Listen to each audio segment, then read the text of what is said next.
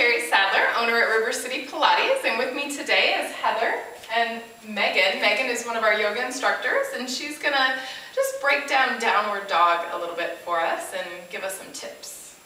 All right, I'm gonna have the two of you take it into child's pose to start.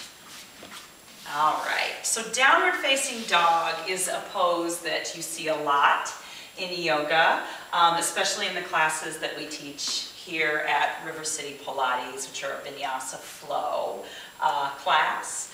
Downward dog is a type of an inversion. It can also either be very restorative for some people, or it can be kind of tricky for some people.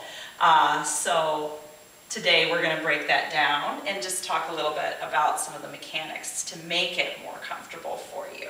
All right, so from your child's pose, tuck your toes and then lift the hips towards the ceiling. Now already you want to take a look at the hands. So let's start there. Fingers are spread really nice and wide so that you have a solid base starting with your hands. Your elbows are going to rotate in, and imagine that you're opening a jar. So you're going to send a lot of weight into your index finger and your thumb as you turn on the muscles of your shoulders.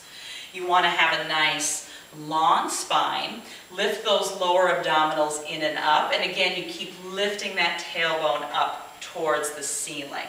Head and neck are soft, so you want to make sure that the head is relaxed and you're not adding or carrying any tension into your head and neck. Shoulders draw in and down. And the heels, it's not necessary for the heels to be flush with the mat in downward facing dog. So a nice modification is to put a deep bend in the knees. Yeah, a nice deep bend in the knees. You can also lift and lower those heels, pedal through the feet. Yeah, yep. Just kind of easing into the pose and experimenting with what feels comfortable for you so that we don't have to stay stuck or static in downward facing dog, even when we're holding it during class.